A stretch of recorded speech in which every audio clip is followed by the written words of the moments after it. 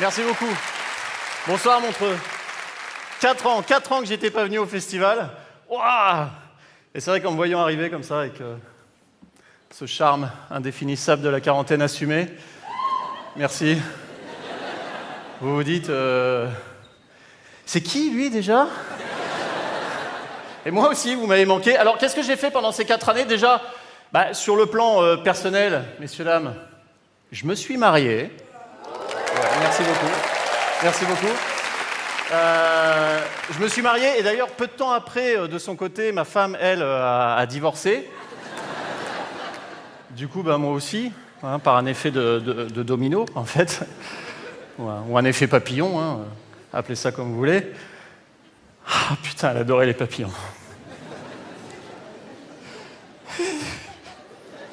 Ah putain, pardon, excusez-moi. Waouh, allez Arnaud, allez. Waouh. The Must Shogun.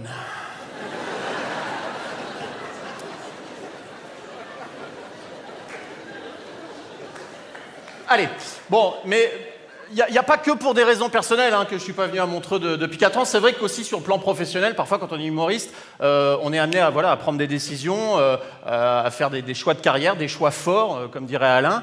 Et Alain Choix-Fort, Alain Chamfort, qui est peut-être pas très connu en Suisse, peut-être. Ou alors c'est que la vanne n'est pas terrible. Ouais, c'est ça, ouais, ok. Le problème, je vais vous dire, si la vanne n'est pas terrible, le problème c'est qu'on est en direct et qu'on va pas pouvoir couper au montage. Donc vraiment, je vais vous demander de rire. Je vais la refaire, je vais vous demander de rire. Ouais, je vais utiliser un joker. J'ai droit à un joker rire par sketch. Voilà, donc on est amené à faire des choix forts, comme dirait Alain.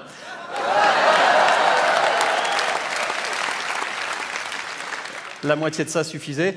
Et donc c'est vrai que moi, depuis 4 ans, je suis pas venu au Festival de Montreux, parce que, ça va peut-être vous paraître un petit peu prétentieux, mais j'étais pas invité, en fait. Et c'est vrai que moi,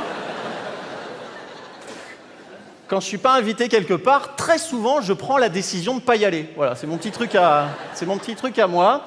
Je suis comme ça. Alors, si une fois, je suis allé quelque part, je suis allé à un truc où j'étais pas invité, je le referai plus. Je vais vous le raconter.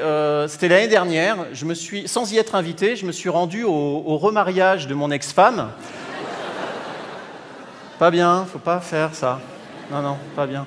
Non, il y a eu un malaise. Alors la cérémonie était très bien. Moi, ça allait très bien, mais je sais pas. Dans le regard des gens, j'ai senti, peut-être que j'exagère, mais comme si les gens se demandaient ce que je foutais là, en fait. Vous voyez? Ah. Et le malaise, je l'ai surtout senti au moment de l'échange des consentements.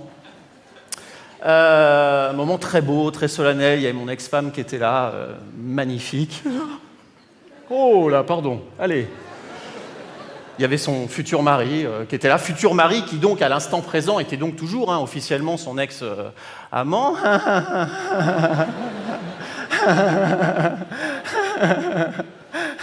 Pardon, j'ai un fou rire. Et donc, au moment de l'échange des consentements, je me suis souvenu d'un truc qui ne se fait plus dans les mariages. D'ailleurs, vous savez, c'est le moment où on demande si quelqu'un s'oppose à cette union, qu'il parle maintenant ou se taise à jamais. Ça se fait plus, ça, c'est dommage. Et donc, moi, comme je suis un petit peu de nature curieuse, j'ai levé la main, comme ça, dans un silence de mort. Le prêtre ne regardait pas dans ma direction, donc j'ai comme s'il cherchait à éviter mon regard, donc j'ai un peu et puis j'ai crié un peu fort. Excusez-moi, pardon. Il n'y a plus dans le protocole le moment où vous demandez si quelqu'un s'oppose là à tout ce merdier. Et il y a eu une tension. Parce que les gens pensaient que je demandais ça pour moi, mais non, moi j'étais juste dans une démarche naïve de recherche d'informations. Là. À ce moment-là, j'ai plus trop de souvenirs, parce que je vous cache pas que j'étais arrivé à l'église sous Xanax et ivre-mort. Et c'est peut-être ce taux d'alcoolémie un peu élevé qui m'a fait faire, au moment de l'échange des bagues, ce truc un petit peu foufou. J'ai voulu montrer ma joie, en faisant, au moment de l'échange des anneaux, là, j'ai voulu montrer ma joie en faisant un smiley. Vous savez, le smiley sourire, celui qui est avec le sourire jusqu'aux oreilles, là. Et donc, j'ai voulu mimer ce smiley avec mon anus, donc je me suis levé. J'ai baissé mon pantalon face au marié, comme ça j'étais dos à l'assistance et je jetais des petits coups d'œil pour voir si les gens reconnaissaient le smiley sourire. Mais je pense pas, parce que les gens vraiment avaient une tête bizarre. À mon avis, ils confondaient avec le smiley timide. Vous savez, celui avec le rouge, là, sur les pommettes. Parce que c'est vrai que j'ai des problèmes de... Mais bref, donc c'était... voilà, c'était raté. Enfin, raté, non, si, il y avait bien toute la rangée des enfants de 5 à 8 ans qui rigolaient beaucoup.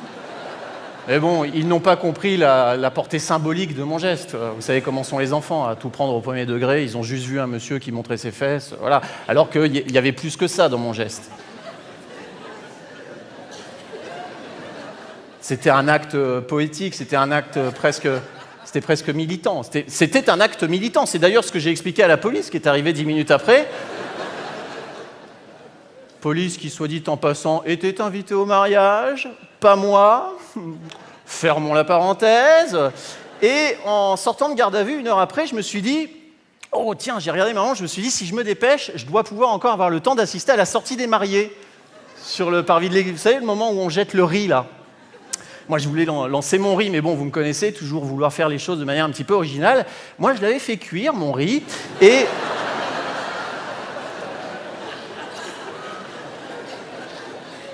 J'avais fait une petite sauce au pistou. Un risotto, voilà, j'avais fait un risotto que j'ai balancé à la gueule du marié dès qu'il est sorti, cet enculé, dès qu'il est sorti de l'église. Le problème, c'est que le risotto, je l'ai lancé avec la casserole, ce qui a provoqué une hémorragie immédiate du marié au niveau de l'arcade sourcilière, nécessitant 17 points de suture. 17 points de suture, je sais le chiffre précisément parce que le pompier qui est arrivé, les pompiers étaient invités aussi, un gros mariage. Le pompier m'a donné l'information. Vous êtes complètement abruti, 17 points de suture. Voilà, c'est comme ça que j'ai su le chiffre. Et en sortant de prison 2 mois après, je me suis dit, tiens, peut-être que le smiley, j'aurais dû l'envoyer par SMS. Voilà. Moi, perso, je trouve ça moins original, mais c'est ce que tout le monde m'a dit. Enfin, tout le monde. C'est ce que tous les psychiatres qui ont eu mon dossier médical entre les mains m'ont dit. Mais voilà. Alors depuis, rassurez-vous, tout va bien. Les choses se sont bien apaisées avec mon ex-femme. D'ailleurs, je vais vous dire, je dîne tous les soirs chez mon ex-femme et son mari. Tous les soirs. On ne peut pas faire beaucoup plus apaisé comme relation. Voilà. Je crois qu'à un moment donné, il faut savoir, il faut se montrer intelligent, savoir tourner la page. Voilà.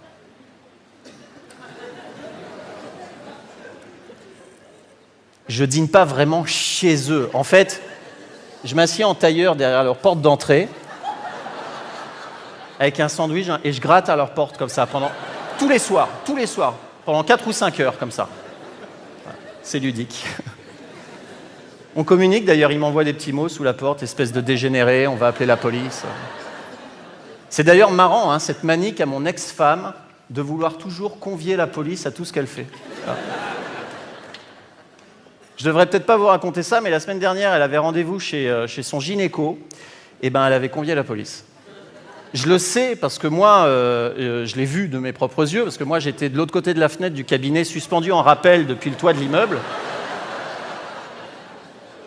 Et je regardais la consultation comme ça, pour savoir si ça se passe bien. Excusez-moi d'avoir de bonnes relations avec ma femme. La police est arrivée, la police s'en est mêlée. Ils n'ont pas réussi à me détacher, le GIGN est arrivé. 30 mecs, un hélico de l'armée, tout ça pour ça. Un micmac. Je suis très surpris de l'ampleur qu'a compris les choses. C'est d'ailleurs ce que j'ai expliqué au juge pendant mon procès. J'ai dit, monsieur le juge, je suis très surpris. Je ne lui ai pas dit au juge. En fait, je lui ai fait le smiley surpris avec mon anus. Vous savez, celui avec les yeux ronds, comme ça. Avec la bouche en cul de poule, comme ça. Je l'avais bien d'ailleurs, la bouche en cul de poule. Comme ça. Enfin voilà. Bref, toujours est-il que je suis très heureux, 4 ans après, de revenir ce soir.